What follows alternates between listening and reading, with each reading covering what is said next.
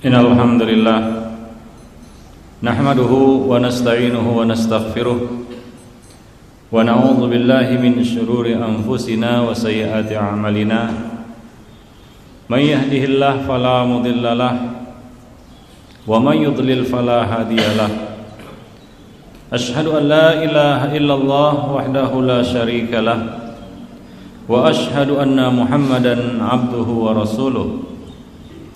Ya ayyuhalladzina amanu ittaqullaha haqqa tuqatih wa la tamutunna illa wa antum muslimun.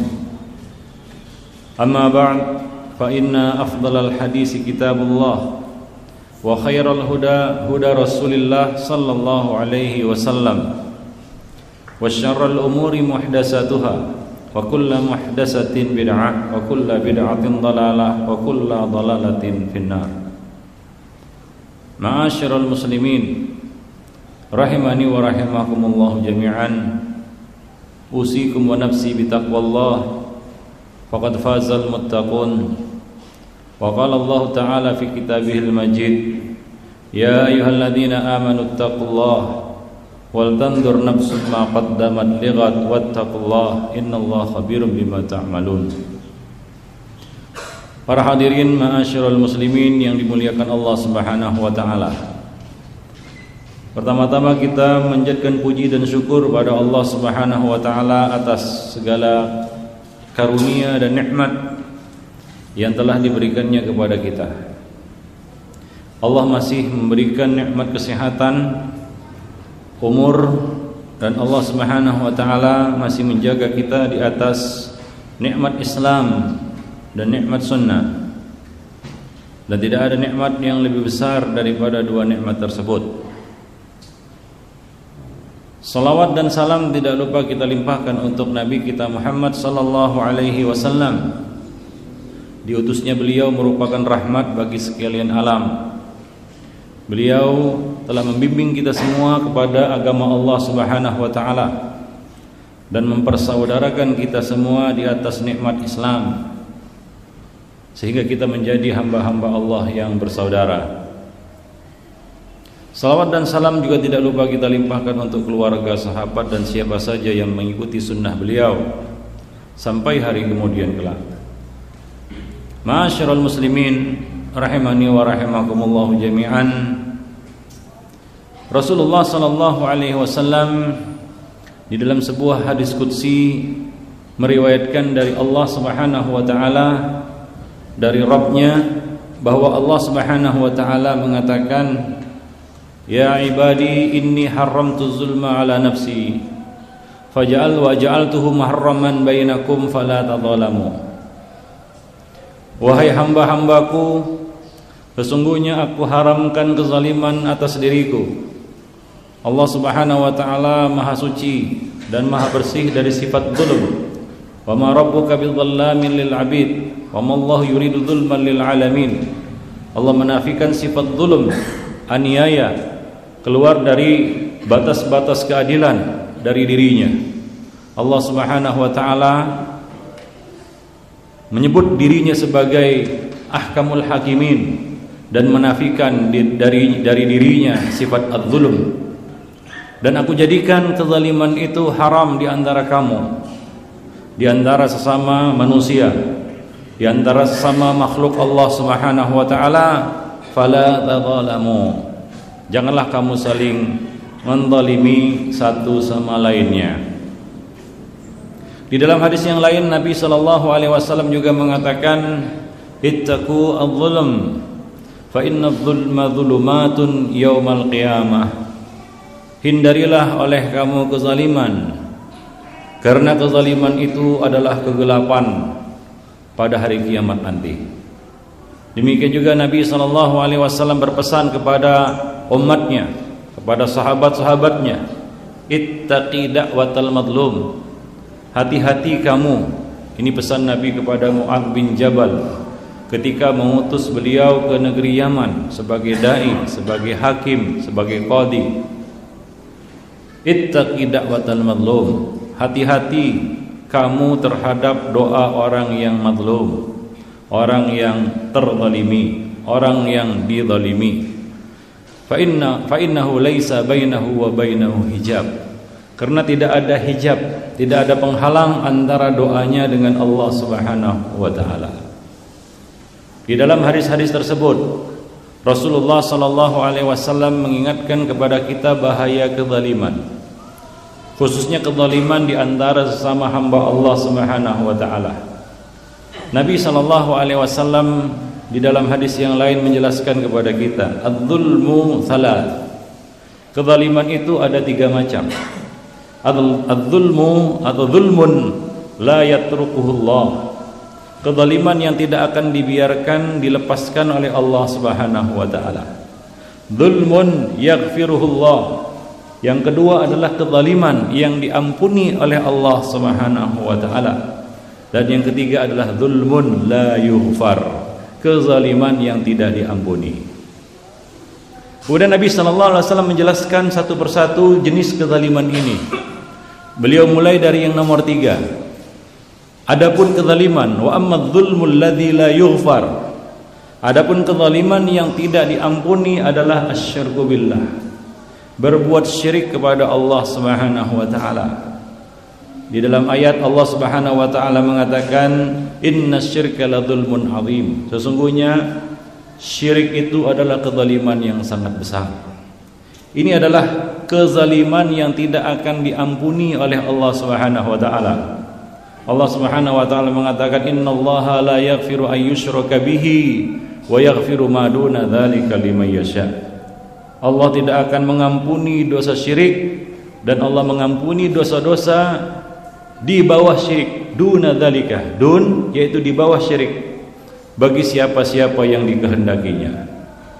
Jadi siapa saja di antara hamba-hamba yang datang kepada Allah Subhanahu wa taala dengan membawa dosa syirik, maka Allah Subhanahu wa taala tidak akan mengampuninya apabila dia tidak bertaubat darinya. Maka dari itu Rasulullah sallallahu alaihi wasallam senantiasa menjaga akidah umat beliau agar tidak jatuh kepada bentuk-bentuk kemusyrikan. Karena ini adalah dosa yang berkaitan dengan hak Allah Subhanahu wa taala. Dosa yang karenanya Allah Subhanahu wa taala mengutus para nabi, menurunkan kitab-kitab suci, yaitu untuk menjaga tauhid manusia dan tidak terjerumus ke dalam dosa yang tidak diampuni ini, yaitu asyirku billah. Maka Allah Subhanahu wa taala berpesan kepada kita semua, wala tamutunna illa wa antum muslimun. Jangan sekali-kali kamu mati kecuali dalam keadaan muslim, yaitu muwahhid. Demikian juga Allah Subhanahu wa taala mengajari kita sebuah doa, Rabbana afrigh alaina sabran wa tawaffana muslimin. Ya Allah, curahkanlah kepada kami kesabaran, yaitu di atas tauhid, di atas nilai-nilai tauhid, dan wafatkanlah kami dalam keadaan muslim. Wa tawaffana muslimin. Wafatkanlah kami dalam keadaan muslim, yaitu muwahhid, dalam keadaan bertauhid. Ikhwani fiddin, ma'asyiral muslimin rahimani wa rahimakumullah jami'an. Itu yang pertama. Adapun yang kedua, wa amma dzulmul ladzi yaghfiruhullah.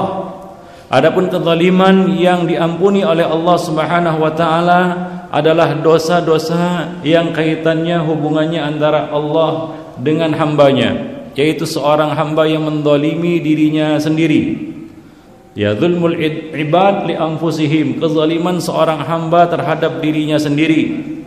Misalnya dia melalaikan kewajiban-kewajibannya, mengerjakan apa-apa yang dilarang oleh Allah Subhanahu wa taala yang kaitannya dengan dirinya sendiri.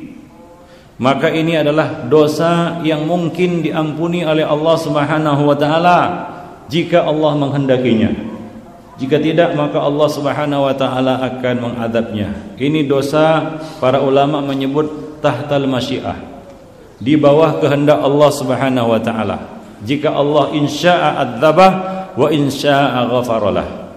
Jika Allah berkehendak, Allah akan mengadabnya, menyiksanya sesuai dengan kadar kezalimannya terhadap dirinya sendiri. Dan kalau Allah berkehendak, maka Allah Subhanahu wa taala akan mengampuninya. Itu yang kedua. Dan yang ketiga, wa amma dzulmul ladzi la yatrukuhullah. Adapun dosa kezaliman yang tidak dilepaskan, tidak dibiarkan oleh Allah Subhanahu wa taala adalah adzulmu bainal ibad, kezaliman yang terjadi di antara hamba-hamba Allah Subhanahu wa taala. Kezaliman yang berkaitan dengan hablun minan nas, Allah tidak akan membiarkannya. Allah Subhanahu wa taala akan memberikan hak qisas bagi siapa-siapa yang dizalimi terhadap orang-orang yang menzaliminya. Hingga Nabi sallallahu alaihi wasallam menyebutkan di dalam hadis yang lain, Allah Subhanahu wa taala memberikan hak qisas bagi seekor kambing yang tidak bertanduk. Ya. Kambing, ya, asyatul jalha lisyatil qarna. Allah Subhanahu wa taala akan memberikan hak qisas bagi kambing yang tidak bertanduk yang telah ditanduk oleh kambing yang bertanduk. Sehingga di dalam hadis yang lain Nabi sallallahu alaihi wasallam menceritakan tentang seorang penghuni surga yang tertahan di pintu surga karena dia masih punya hutang kezaliman dengan seorang penghuni neraka. Allah akan menahannya dan Allah Subhanahu wa taala akan memberikan hak qisas bagi penghuni neraka itu untuk membalas si penghuni surga ini. Demikian hamba Allah yang berbahagia. Ini adalah kezaliman yang tidak dibiarkan oleh Allah Subhanahu wa taala. Maka dari itu ketika berbicara tentang kezaliman, maka banyak nas-nas baik itu di dalam Al-Qur'an maupun di dalam sunnah tertuju kepada jenis kezaliman yang ketiga ini, yaitu kezaliman di antara sesama makhluk Allah Subhanahu wa taala. Di dalam banyak hadis Rasulullah sallallahu alaihi wasallam menceritakan tentang sebab-sebab yang memasukkan orang ke dalam surga dan sebab-sebab yang memasukkan seorang insan ke dalam neraka. Masuk surga dan masuk neraka adalah perkara besar. Namun perkara besar ini sering terjadi karena perkara-perkara kecil yang tidak dianggap oleh manusia atau mereka memandang remeh. Akan tetapi karena itulah mereka tergelincir. Seperti dikatakan bahwa api yang besar min mustasgharis sarari. Api yang besar itu berasal dari percikan-percikan api yang kecil. Ada beberapa contoh. Di antaranya adalah seorang wanita yang masuk neraka gara-gara seekor kucing. Gara-gara seekor kucing, yaitu kezalimannya terhadap seekor kucing. Dia kurung kucing itu, tidak diberi makan dan tidak juga dilepas untuk mencari makan sendiri hingga kucing itu mati. Nah, ini kezaliman terhadap makhluk Allah Subhanahu wa taala, yaitu seekor kucing. Gara-gara kucing ini seorang wanita masuk ke dalam neraka. Akhwani fiddin, mungkin dia pun tidak menyangka bahwa hanya gara-gara kucing ini dia masuk neraka. Karena kesengajaannya mengurung kucing ini, tidak diberi makan dan tidak dilepas untuk mencari makan sendiri. Perkara yang sepele mungkin, tapi besar di sisi Allah Subhanahu wa taala. Maka pesan saya di dalam khutbah ini, jangan kita sekali-kali meremehkan perkara-perkara yang kita pandang kecil. Boleh jadi perkara kecil itu menjadi besar masalahnya nanti di akhirat. Akhwani fiddin, ma'asyiral muslimin rahimani wa rahimakumullah jami'an. Nasib yang berbanding terbalik dialami oleh seorang laki-laki. Gara-gara seekor anjing dia masuk surga. Yaitu dia lihat seekor anjing yang kehausan, hampir mati karena kehausan hingga anjing itu menjilat-jilat tanah saking kehausannya. Lalu laki-laki ini timbul rasa iba dan kasihannya kepada anjing tersebut. Dia pun membuka kasutnya, lalu dia ambil air dari sebuah sumur, lalu dia beri minum anjing itu hingga selamatlah nyawa anjing tersebut. Gara-gara itu Allah Subhanahu wa taala memasukkannya ke dalam surga. Masuk surga itu perkara besar, tapi kadang-kadang banyak manusia yang masuk surga itu karena perkara yang dipandangnya kecil. Mungkin pun dia tidak menyangka gara-gara itu dia masuk surga. Demikian ya ikhwan fillah ma'asyiral muslimin. Karena kita tidak bisa menganggarkan dan mengandalkan amal-amal kita. Karena amal-amal kita itu tidak bisa untuk membeli surga Allah, karena surga Allah itu sangat mahal. Sampai amal Nabi pun tidak bisa untuk membeli surga. Saking mahalnya surga itu, tidak terbeli dengan amal kita. Jadi kita masuk surga itu dengan karunia rahmat Allah Subhanahu wa taala. Allah sayang kepada kita, Allah merahmati kita, kemudian Allah memasukkan kita ke dalam surga. Hanya saja rahmat Allah ini kan turun tidaklah sekonyong-konyong tanpa sebab. Rahmat Allah ini, karunia Allah ini turun dengan sebab-sebab yang kadang-kadang kita tidak menyangka, tidak menduga. Sebab itulah yang membuat rahmat Allah turun kepada kita. Sebab itulah yang membuat Allah sayang kepada kita dan masukkan kita ke dalam surga. Dan kebanyakan sebab-sebab itu adalah berkaitan dengan hablun minan nas, atau hubungan antara sesama makhluk. Kebaikan yang kita berikan kepada makhluk ataupun kezaliman yang kita lakukan terhadap makhluk, itu yang menyebabkan kita terjerumus masuk ke dalam neraka atau masuk ke dalam surga. Lisan merupakan salah satu perkara yang banyak memasukkan manusia ke dalam neraka. Karena Nabi mengatakan aktsaru ma yudkhilun nasan nar al-fam wal farj. Perkara yang paling banyak memasukkan manusia ke dalam neraka adalah yang pertama al-fam, yaitu mulut, lisan, kejahatan lisan. Kejahatan lisan, mungkin banyak bentuk-bentuk kejahatan lisan, ya khonifuddin. Tapi yang paling berbahaya adalah kejahatan lisan yang berkaitan dengan orang lain. Kita mendolimi orang lain dengan lisan kita. Ini yang paling berat. Sehingga Nabi SAW menceritakan, mungkin perkara sepele tapi menjadi besar masalahnya di sisi Allah Subhanahu wa taala, yaitu seorang wanita yang rajin sholat malam. Bukan hanya solat wajib saja dikerjakannya, tapi juga solat malam. Berpuasa di siang hari, bukan hanya berpuasa bulan Ramadan, tapi dia juga berpuasa di luar Ramadan. Rajin mengerjakan amalan-amalan sunat. Perempuan ini diceritakan di hadapan Nabi SAW. Ketika diceritakan tentang kehebatannya, keunggulannya, keistimewaannya, Nabi diam saja. Tapi ketika ada yang berkata, menyampaikan kepada Nabi, akan tetapi wanita itu suka menyakiti tetangganya dengan lisannya, maka Nabi langsung berkata, hiya finnar, kalau begitu dia di dalam neraka. Karena ini kezaliman berkaitan dengan orang lain, dan orang lain itu tidak lain dan tidak bukan adalah tetangganya sendiri.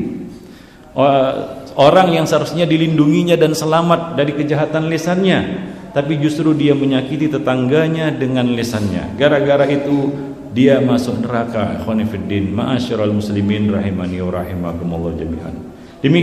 Demikian juga seorang ahli ibadah dari kalangan Bani Israel yang masuk neraka. Nabi menceritakan bahwa orang ini, ahli ibadah ini, masuk neraka gara-gara satu perkataan yang mungkin dianggapnya kecil, remeh, sepele, yaitu dia berkata kepada saudaranya yang suka berbuat dosa, Allah tidak akan mengampunimu, la yaghfirullahu lak, Allah tidak akan mengampunimu. Atau dia mengatakan Allah tidak akan memasukkan kamu ke dalam surga. Gara-gara ucapannya itu dia dimasukkan ke dalam neraka. Padahal ini adalah ahli ibadah. Karena ibadah itu kaitannya antara dia dengan Allah Subhanahu wa taala. Kebaikan ya memang merupakan hak dirinya untuk berbuat baik. Tapi kejahatannya ini ternyata lebih besar. Perkataannya terhadap saudaranya, walaupun saudaranya itu berbuat dosa, tapi dosa yang dilakukan oleh saudaranya itu adalah kaitannya antara dia dengan Allah Subhanahu wa taala, yang mungkin Allah akan mengampuninya, dan ternyata Allah mengampuni saudaranya yang berbuat dosa tadi. Allah ampuni dan Allah masukkan dia ke dalam surga. Adapun ahli ibadah ini gara-gara ucapan itu, ucapan yang sepele, kecil, remeh dalam pandangannya, atau mungkin dia merasa berhak untuk mengatakan seperti itu karena kesalnya dia terhadap saudaranya itu, akan tapi gara-gara ucapan itulah dia masuk ke dalam neraka. Ikhwani fiddin, ma'asyiral muslimin. Pesan yang perlu kita ambil dari hadis ini, dari kisah ini adalah jangan menyepelekan dosa yang berkaitan atau kezaliman yang berkaitan dengan sesama makhluk Allah Subhanahu wa taala. Ternyata dosanya lebih berat, karena dosanya itu pertama berkaitan tentang masalah akidah, yaitu menetapkan orang di dalam surga, di dalam neraka tanpa wahyu. Nah, ini tidak boleh. Yang kedua, dosanya itu berkaitan dengan orang lain, karena kata-katanya itu dia tujukan kepada saudaranya. Bayangkan betapa sakitnya hati kita, kesal kita, ada orang yang berkata kepada kita, Allah tidak akan mengampunimu, kamu adalah ahlun nar, kamu ahli neraka. Tentu kita akan tersinggung. Jadi ini dosa berkaitan dengan hablun minan nas. Gara-gara itu dia masuk neraka. Ikhwani fiddin ma'asyiral muslimin rahimani wa rahimakumullah jami'an. Nah, ada pula yang masuk surga dengan perkara yang sepele pula, yaitu seorang laki-laki yang sedang jalan-jalan. Ketika dia sedang jalan-jalan, dia lihat ada batang pohon melintang di tengah jalan. Lalu dia singkirkan batang pohon itu. Dia berkata dalam hatinya, pohon ini dapat mengganggu manusia. Lalu dia singkirkan. Gara-gara itu Allah meridhoinya dan Allah memasukkannya ke dalam surga. Nabi mengatakan, sungguh aku melihat seorang laki-laki yang berkeliling-keliling di dalam surga, berputar-putar di dalam surga, fi syajaratin qata'aha min dhahri tariq, karena dia menyingkirkan sebatang pohon yang melintang di tengah jalan. Mungkin ini perkara yang sepele dalam pandangan manusia, tapi gara-gara itu pula Allah Subhanahu wa taala menyayanginya, merahmatinya dan memasukkannya ke dalam surga. Akhwani fiddin ma'asyiral muslimin. Jadi ikhwani fiddin, kezaliman yang tidak akan dilepas dan dibiarkan oleh Allah Subhanahu wa taala adalah az-zulmu bainal ibad, kezaliman di antara sesama hamba Allah Subhanahu wa taala. Jadi baik-baiklah kita jadi manusia, khususnya berkaitan dengan hablun minan nas. Jaga itu. Karena bagaimanapun hebatnya kita pandang diri kita merasa kita orang yang paling soleh, paling bagus, paling lurus akidahnya, paling bagus ibadahnya, tapi jangan sampai kita tergelincir gara-gara perkara yang kita tidak sangka-sangka sama sekali. Ikhwani fillah, karena urusan masuk surga, masuk neraka itu bukan urusan manusia, itu adalah urusan Allah Subhanahu wa taala. Maka dari itu Nabi berpesan kepada kita, la tahqiranna minal ma'rufi syai'a. Jangan kamu remehkan perbuatan baik, walaupun itu sekedar kamu bermanis muka, memberikan senyum kepada saudaramu ketika kamu bertemu dengannya. Nah, ini kan hubungannya hablun minan nas. Kita memberi senyum kepada saudara kita, itu kan hubungannya, kaitannya dengan hablun minan nas. Mungkin gara-gara sebuah senyuman kita masuk ke dalam surga. Siapa tahu? Karena kita tidak tahu dengan sebab apa kita masuk ke dalam surga. Amal apa yang membuat kita masuk ke dalam surga? Kita nggak tahu. Ikhwani fiddin ma'asyiral muslimin. Maka janganlah kita kikir, bakhil, pelit bin kedekut untuk berbuat baik. Kadang-kadang ada sebagian orang kalau dia melihat kalau amal itu tidak besar gaungnya, dia tidak mau terlibat di dalamnya. Katanya ini bukan level saya. Dia baru mau ikut terlibat kalau amal-amal itu besar. Padahal belum tentu dengan amal-amal yang kelihatannya besar itu memasukkannya ke dalam surga. Jangan kita bakhil di dalam berbuat kebaikan, dan jangan remehkan satu perbuatan dosa. Walaupun itu terlihat dipandang kecil oleh kita pandang kecil dan remeh. Siapa tahu gara-gara perkara kecil ini kita tersandung. Ikhwani fiddin ma'asyiral muslimin. Tahukah kita bahwa Nabi SAW pernah tidak menyolatkan sebuah jenazah? Ya, ada kisahnya. Nabi menolak menyolatkan sebuah jenazah. Kenapa? Karena jenazah ini masih terlilit hutang, ada kaitan hak-hak manusia yang ada di pundaknya. Ini urusan di antara manusia. Karena tidak membayar hutang itu juga kezaliman, apalagi kita mampu untuk membayarnya. Maka Nabi menolak untuk menyolatkan orang ini. Tahukah kita berapa nilai hutang orang ini yang Nabi tidak mau menyolatkan jenazahnya? Ternyata hutangnya cuma 2 dinar. Mungkin sepele 2 dinar. Kalau sekarang 2 dinar itu kita kurskan dengan rupiah, ya lebih kurang ya 300.000 rupiah. Atau mungkin lebih kurang, atau kita katakan di bawah itu, enggak sampai 300.000 rupiah. Mungkin orang menganggap sepele, cuma berapa, cuma 250.000 atau cuma 300.000. Ya, hutang tetap hutang walaupun kecil nilainya. Ya, qanifiddin ma'asyiral muslimin. Ya, di sisi Allah sama saja. Mau hutang kita 100 perak, ya 10 juta, itu tetap dituntut di hadapan Allah Subhanahu wa taala, karena Allah akan menegakkan timbangan keadilan pada hari kiamat. wa nada'ul mawazinal qista liyaumil qiyamah. Kami akan menegakkan timbangan-timbangan keadilan nanti pada hari kiamat, khususnya yang berkaitan ya dengan hablun minan nas, hubungan di antara sama manusia. Fa'tabiru ya ulil nuha la'allakum turhamun.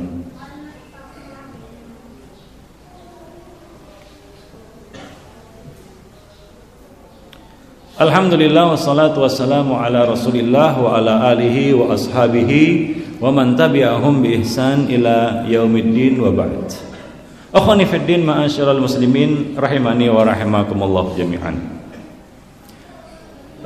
Di dalam sebuah hadis Rasulullah sallallahu alaihi wasallam, riwayat Aisyah radhiyallahu anha, hadisnya sahih, disahihkan oleh Al-Albani.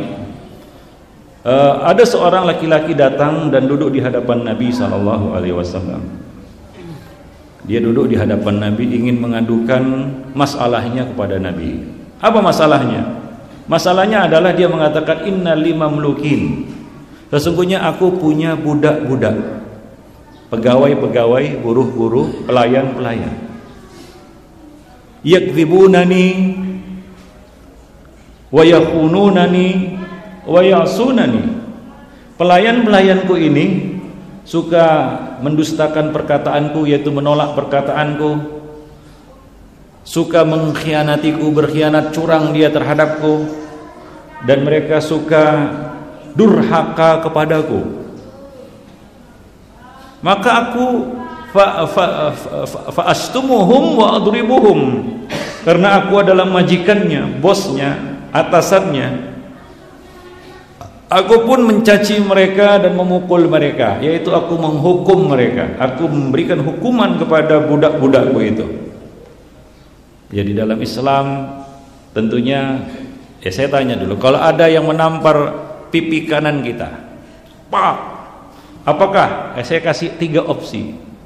Yang pertama, apakah kita memberi pipi kiri, atau kita membalas menampar pipi kanannya juga, pak, atau kita maafkan. Di dalam Islam opsinya hanya 2, yaitu kita memaafkannya atau kita membalas. Wa jazaa'u sayyi'atin sayyi'atun misluha. Atau kita memaafkan. Faman sabar wa ghafara fa inna dzalika min azmil umur. Barang siapa yang sabar dan memaafkan, maka itu adalah perkara yang lebih utama. Jadi yang paling utama adalah kita memaafkan. Kalau kita ingin balas, maka jazaa'u sayyi'atin sayyi'atun misluha. Balasan terhadap satu kejahatan adalah kejahatan ataupun perbuatan yang setimpal dengan kejahatan tersebut. Maka laki-laki ini merasa dia telah melaksanakan haknya, dia telah menunaikan haknya, dia telah memberikan hukuman kepada budak-budaknya ini. Lalu dia bertanya kepada Nabi sallallahu alaihi wasallam, "Fa kaifa ana minhum ya Rasulullah?" Bagaimanakah urusan aku dengan mereka wahai Rasulullah? Apakah sudah selesai? Maka Nabi sallallahu alaihi wasallam berkata kepadanya, "Tidak. Akan tetapi," kata Nabi sallallahu alaihi wasallam, "akan dihisab di hadapan Allah Subhanahu wa taala, akan ditimbang hukumanmu itu. Karena kamu membalas, maka balasan itu akan dinaikkan dalam timbangan hisab. Kalau balasanmu terhadap hukumanmu terhadap budak-budakmu itu setimpal dengan apa yang mereka lakukan, maka la laka wa la alaihim. Tidak ada pahala yang kamu dapatkan dan tidak ada dosa yang mereka pikul. Kosong-kosong, selesai urusan. Kalau setimpal hukumannya dengan kejahatan mereka.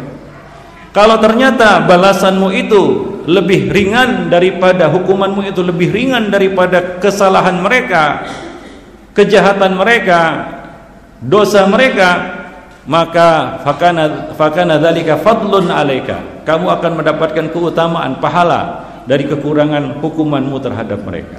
Kalau ternyata hukumanmu lebih berat daripada apa yang mereka lakukan, maka akan diberikan hak kisos bagi mereka terhadap dirimu. Maka mendengar sabda Nabi ini, laki-laki itu menyingkir, dia mulai menangis dan menjerit histeris.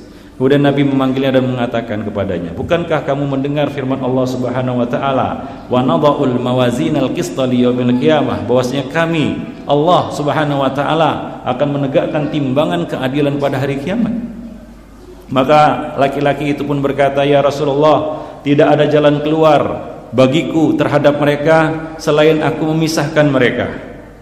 Aku bersaksi di hadapanmu, fa ushiduka, aku bersaksi di hadapanmu bahwasanya mereka ahrarun kulluhum, mereka sekarang merdeka. Budak-budakku itu merdeka sekarang."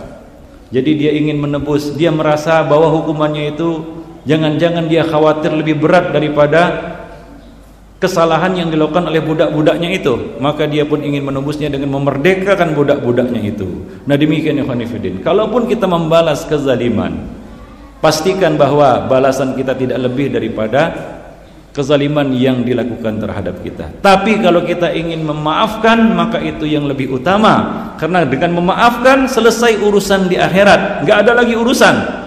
Karena pahala semua telah kita borong. Ikhwanifiddin ma'asyiral muslimin rahimani wa rahimakumullah jami'an. Nah demikianlah, mudah-mudahan khutbah ini dapat bermanfaat bagi kita semua, khususnya bagi saya dan bagi para hadirin sekalian. Lebih dan kurang saya mohon maaf kalau ada kata-kata yang kurang berkenan. Innallaha malaikatahu yusholluna 'alan nabi ya ayyuhalladzina amanu shallu 'alaihi wa sallimu taslima.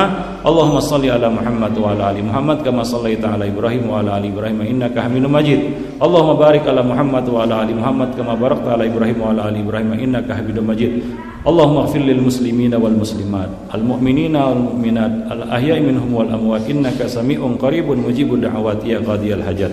Rabbana zalamna anfusana wa illam taghfir lana wa tarhamna lanakunanna minal khasirin. Rabbana afriq alaina sabran wa tawaffana muslimin. Rabbana atina fid dunya hasanah wa fil akhirati hasanah wa qina adzabannar wa aqimis shalah.